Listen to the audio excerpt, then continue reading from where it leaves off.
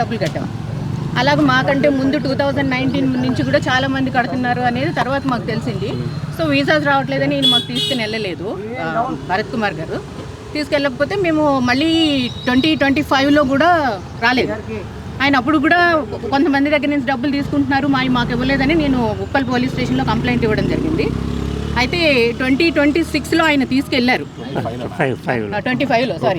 2025లో చాలా అందరూ వెళ్ళారో లేదో నాకు తెలియదు. కొంతమందిని అయితే తీసుకుని వెళ్ళారు, ఒక 2 బ్యాచెస్ అయితే తీసుకెళ్లారు అనేది నాకు తెలిసింది. సో వాళ్ళు తీసుకెళ్లారు అని తెలిసిన తర్వాత ఇంకా సరే ఓకే, ఆయన బిజినెస్ ఆయన చేసుకుంటున్నారు, మా డబ్బులు మాకు వస్తే చాలు అనే విధంగానే మేము కాంప్రమైజ్కి రావడం జరిగింది. ఆయన మమ్మల్ని రమ్మనడం కూడా జరిగింది, ఆయనతోటి ఆఫర్ కూడా ఇచ్చారు. కానీ మాకు పర్సనల్గా ఇష్టం లేక మేము రావట్లేదు అంతే. సో ఇప్పుడు కోర్టు దగ్గరే కాంప్రమైజ్ అయ్యి ఆయన మా డబ్బులు మాత్రం మాకు వెనక్కి ఇవ్వడం జరిగింది, లీగల్ ఛార్జెస్తో సహా.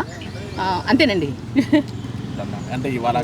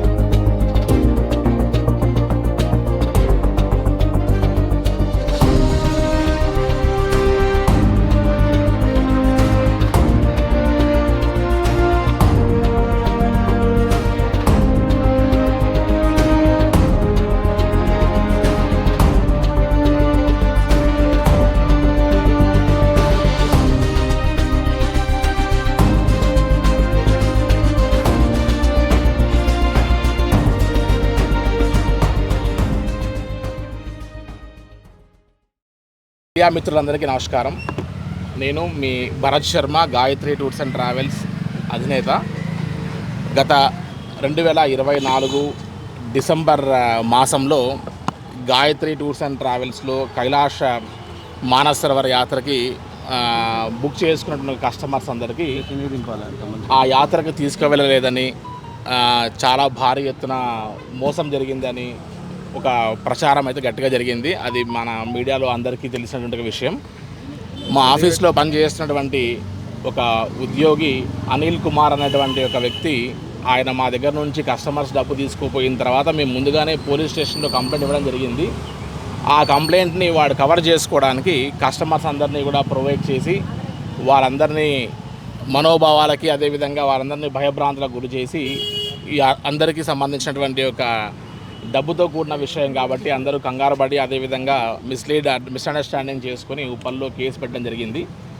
ఆ తర్వాత ఆ యొక్క కేసు విచారణలో ఉండి చివరికి 2025 సంవత్సరంలో కైలాస యాత్రకి చైనా వారు అఫీషియల్గా ఓపెన్ చేసేసరికి గాయత్రి టూర్స్ అండ్ ట్రావెల్స్ తరపున ముఖ్యంగా ఎవరైతే 2024లో కైలాస యాత్రకి డబ్బు కట్టి ఉంటారో వారందరికీ మొట్టమొదటగా వారి యొక్క పర్మిట్ అండ్ వీసాస్ అన్నీ కూడా మనము సబ్మిట్ చేసి వారందరినీ ఫస్ట్ దశలోనే తీసుకువెళ్ళడం జరిగింది. కొంతమంది యాత్రికులు వెళ్ళడానికి అవకాశం కుదరక ఎవరైతే ఇంకా ఆగిపోయి ఉన్నారో వారందరివి కోర్టు సమక్షంలో ఇలా వారందరికీ డీడీస్ రూపంలో అన్నీ కూడా వారికి సబ్మిట్ చేయడం జరుగుతూ ఉంది. సో ఈ రకమైనటువంటి ఒక జరిగినటువంటి తప్పిదానికి ఒక మేనేజ్మెంట్గా గాయత్రి టూర్స్ అండ్ ట్రావెల్స్ అధినేతగా నేను నైతిక బాధ్యత వహిస్తూ సంబంధించినటువంటి ఈ యొక్క డీడీ కాపీస్ అందరినీ కస్టమర్స్కి ఇవాళ అందించడం జరుగుతూ ఉంది. అండ్ ఈ రకమైనటువంటి యొక్క విష ప్రచారాలు బయట ఎక్కడ వచ్చినా సరే వాటికి తగిన విధంగా ఇది సంస్థ వల్ల జరిగినటువంటి తప్పు కాదని, ఒక ఉద్యోగి మా దగ్గర నుంచి చేసినటువంటి ఒక తప్పుకి మేము నైతిక బాధ్యత వహిస్తున్నామని తెలియజేస్తూ ధన్యవాదములు. ఎంతమంది బాధితులు? సుమారుగా మేము ఇవ్వాల్సినటువంటి వాళ్ళు ఒక 20 మంది వరకు ఉండొచ్చు. ఇంకా మిగిలిపోయిన వారు అందరూ యాత్రికులు అందరూ కూడా గాయత్రి టూర్స్ అండ్ ట్రావెల్స్లో బుక్ చేసుకుని ఆగిపోయిన వారందరూ 2025 సంవత్సరంలో అందరూ వెళ్ళిపోగా ఒక 20 మంది వరకు మిగిలిపోయారు.